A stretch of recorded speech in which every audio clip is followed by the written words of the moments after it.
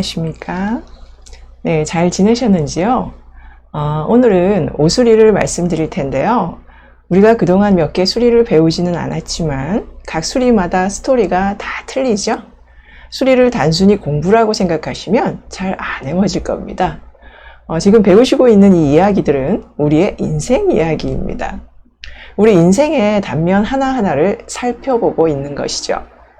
배워보니 아시겠지만 이름 속에는 여러 가지 스토리가 들어있죠. 수마다 사람의 성격도 다 다르고 수마다 인생 이야기가 다 다르게 전개가 되고 있죠. 그래서 이 스토리를 잘 이해하시게 되면 인생의 훌륭한 조언자가 될 수 있을 것입니다. 자, 그럼 오늘 오수리 기본 내용을 먼저 살펴보겠습니다. 네, 이 수리는 무한히 잠재되어 있던 능력이 발전의 문을 활짝 열고 앞으로 나아가는 운세입니다. 타인을 대함에 있어서 온화하고 정감이 넘치는 자비심으로 대하고 원만한 인격과 기질을 발휘해서 매사를 처리하기 때문에 모든 사람이 칭찬을 아끼지 않는 그런 수리입니다. 인덕이 많아서 알고 있는 사람들 모두가 이 사람을 도우려고 하기 때문에 뭘 하건 두려울 게 없습니다. 두뇌까지 영민하고 재물운이 매우 좋은 수리여서 수복이 겸비된 대길의 수리라고 보시면 됩니다. 오수리는 좋은 수리이기 때문에 사용하시기를 권해드립니다. 이런 수리들은 될 수 있으면 이름에 많이 사용하셔야 됩니다. 사용할 수 있다면 마구마구 사용하십시오. 사람에게 많은 도움을 주는 수리입니다. 오수리는 균형을 잡아 나가는 수리인데 좌측이나 우측 어느 한쪽으로 치우치지 않고 균형을 잡아 나가는 수리입니다.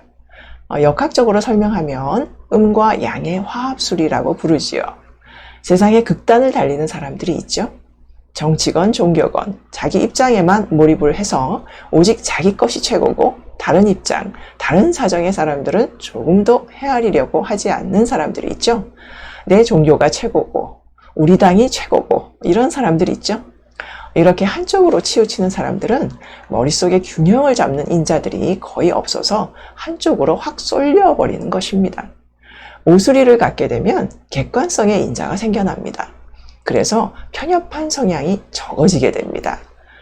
실제 타고나기를 편협하지 않은 성향으로 타고났다 하더라도 한쪽으로 확 쏠리는 편협한 수리들로 이름이 구성되어 있으면 상대를 이해하는 균형 감각의 기능이 상실되게 됩니다. 이름이 이렇게도 사람을 만듭니다. 편협한 성향을 만들어버리는 이름들이 있어요. 그런 이름을 갖게 되면 외골수가 되기 쉽습니다. 오수리는 그런 사람들에게는 약이 되는 수리입니다. 균형을 잡게 해주니까요. 또 다른 성격을 보면 성품이 온화하고 다정다감해서 사람들과의 관계도 참 좋습니다. 윗사람 아랫사람 모두에게 잘하고 많은 사람들로부터 사랑과 존경을 받으며 인정받고 사람들과 잘 지내게 되는 것이 오수리의 특징 중에 하나죠. 인간관계도 이름에 따라서 달라지는데 오수리는 이런 성격 때문에 인간관계를 잘 이끌어갑니다. 대인관계가 좋아지는 수리다 이렇게 보시면 됩니다. 그리고 겉보기는 털털하게 보여도 내면의 주도 면밀한 점을 갖추고 있습니다. 어릴 때는 가정운도 좋습니다. 가정운이 좋다는 것은 부모 하는 일에 도움이 된다는 거죠. 앞에서 말씀드렸던 사획수는 어떻습니까? 부모 하는 일에 장애를 주게 돼서 자기도 부모 혜택을 줄이게 만든다고 했습니다. 부모 입장에서 보면 자녀의 이름에서 자녀가 어떤 수리를 사용하느냐에 따라서 부모 하는 일에 일정 부분 영향을 받게 됩니다. 예를 들어서 자녀가 3명이 있는데 3명 모두 사수리와 같은 수리를 사용한다면 그 부모는 설사 운이 좋다 하더라도 부모가 가지고 있는 역량을 다 발휘하지 못하게 만듭니다. 부모 하는 일에 장애가 자꾸 생기게 됩니다. 그래서 아기가 태어난 후에 자녀 이름을 지을 때 또 한 번 부모의 운명이 바뀐다고 하는 것입니다. 심한 경우에는 부모 건강에 치명적인 영향을 주는 수도 있습니다. 자녀 이름이 너무 나쁘면 부모 목숨이 위험할 수도 있습니다. 이렇게 강력하게 영향을 미칠 수도 있습니다. 그래서 수리 공부를 꼭 해야 되는 것입니다. 그렇다면 부모 이름도 자녀에게 영향을 주겠구나 생각할 수 있죠? 예, 그렇습니다. 부모 이름은 자녀에게 영향을 미치게 됩니다. 부모는 자식에게, 자식은 부모에게 영향을 줍니다. 즉, 내 이름은 나 자신뿐만이 아니라 부모, 형제, 그리고 결혼해서는 배우자, 자녀에게까지 영향을 주고 또 받습니다. 이 부분에 대해서는 앞으로도 여러 번 반복해서 말씀을 드릴 것입니다. 우리가 넓은 의미에서 팔자라고 할 때 내 개인의 운명만을 놓고 말하는 것이 아닙니다. 배우자를 만나서 삶이 달라지고 또는 아이가 태어나서 또 삶이 달라지고 하는 것을 다 포함해서 팔자라고 하는 것입니다. 새로운 가족이 생김에 따라서 삶이 달라질 수 있는 것입니다. 여러분들도 이런 이야기들을 좀 들어보셨을 겁니다. 저희는 실제로 이런 일을 너무 많이 경험합니다. 예를 들어서 저 집은 아기 태어난 이후로 집안 형편이 풀렸다 라는 말을 하는 경우가 있습니다. 아기 이름이 좋으면 아빠 하는 일도 잘 되게 되고 부부도 화합하게 됩니다. 그래서 집안이 살아나게 되는 거죠. 또 결혼을 한 후부터 일이 잘 풀리는 경우도 있습니다. 저 집은 며느리가 들어온 이후로 집안이 잘 된다 라는 말을 하는데요.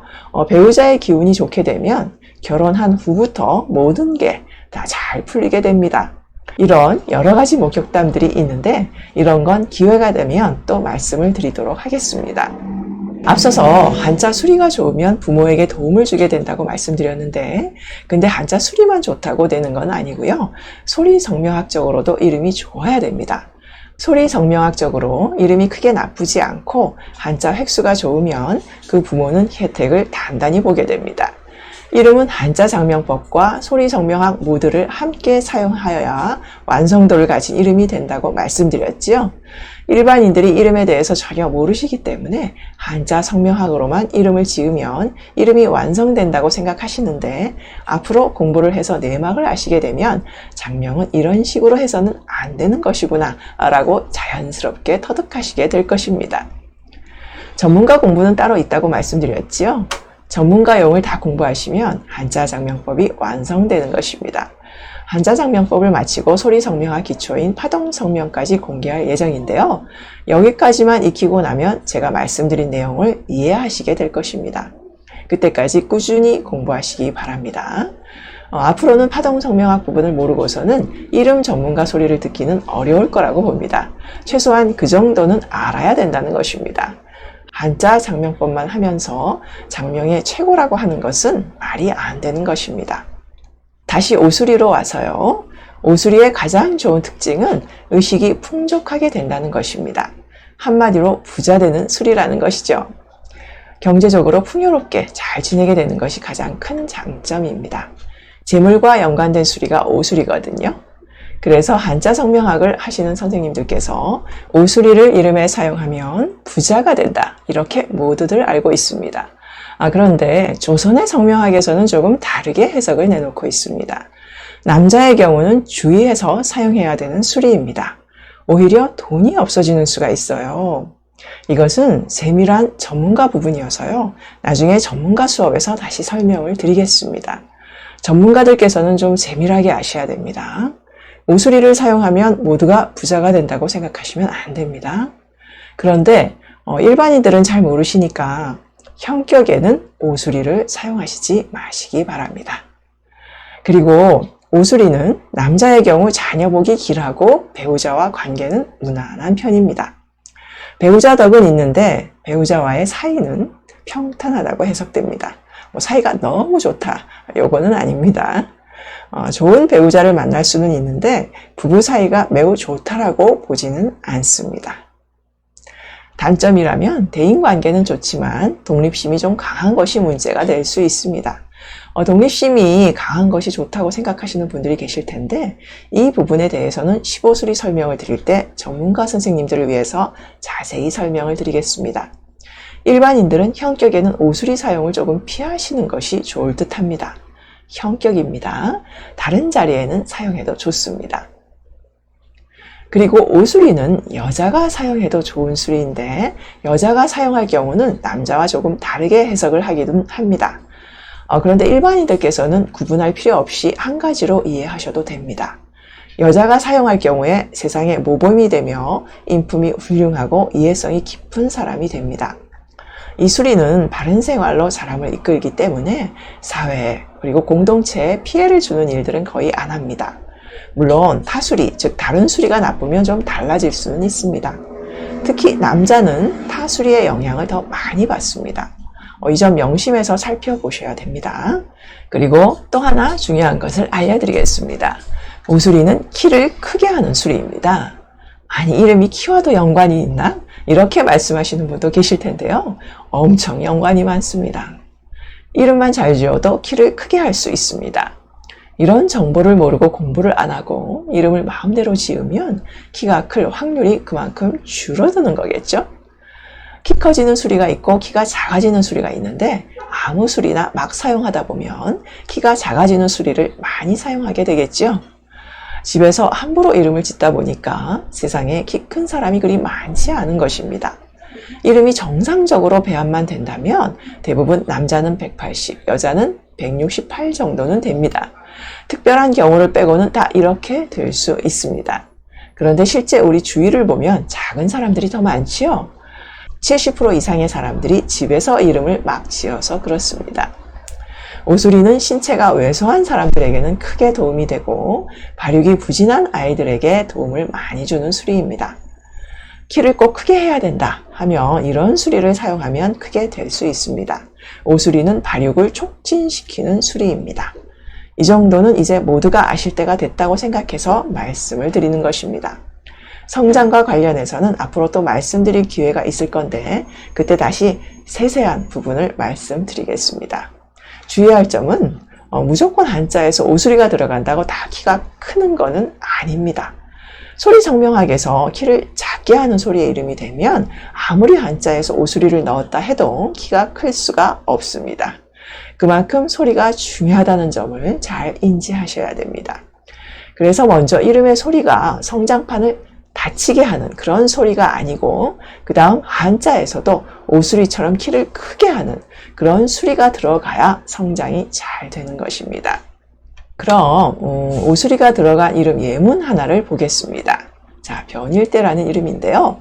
자, 원격은 사수리, 형격은 오수리, 이격은 칠수리, 정격은 팔수리입니다. 이제 이 정도는 쉽게 아시겠죠? 원격이 사수리인데요. 사수리는 나쁘다고 했죠? 형격은 오수리입니다. 오수리는 좋다고 했습니다. 그러면 좋은 이름일까요? 나쁜 이름일까요? 좀 헷갈리시죠? 원칙적으로는 수리 하나만 나빠도 잘된 이름으로 보지 않습니다. 또 하나, 원격은 초년이니까 초년에 고생을 하고 형격은 청년이니까 청년이 돼서는 좋은 것일까요? 공식처럼 이렇게 딱 나눠서 작용하지는 않는다고 했습니다. 한자 성명학이 이 점이 해석하기가 어렵습니다. 이름은 성과 함께 다 같이 불리는 것이기 때문에 4, 5, 7, 8의 수리가 다 함께 나타나는 것인데 그 중에 원격이 초년에는 조금 더 많이 나타나는 것이지 초년에 4획수만 나타나고 청년에 5획수만 나타나고 이렇게 해석하는 것이 아니라고 했습니다. 변일대 씨와 같이 초년만 나쁘고 타수리가 다 좋을 경우는 초년의 4획수가 완전하게 나쁘게 나타나지는 않습니다. 무슨 말이냐 하면 4획수의 흉한 기운이 감해서 나타난다는 뜻입니다. 나쁜 기운이 많이 감해서 나타나기 때문에 그래서 이름 해석이 어려운 것입니다. 타수리가 다 길하기 때문에 사수리가 흉하긴 하나 흉한 기운이 조금은 감해져 나타난다는 것입니다. 이해가 되시지요? 실제로 이분은 아버지 덕이 전혀 없는 분이십니다. 부친의 덕이 없어서 초년고생을 좀 한 분이십니다. 그리고 장남이라는 것은 아시겠죠? 이름의 첫 글자가 한일이고 두 번째 글자가 큰 대를 사용하였으니까 한일과 큰 대는 장남만 사용하는 글자입니다. 두 개가 다 들어있으니 120% 확실합니다. 위에 형님이 있다면 형님이 장남 이름을 가졌으면 괜찮은데 형이 장남 이름이 아니면 자기가 이름을 개명하든가 아니면 장남이 장남 이름으로 개명하는 수밖에 없습니다. 이 부분은 앞에서 배웠죠? 모르셔도 괜찮습니다.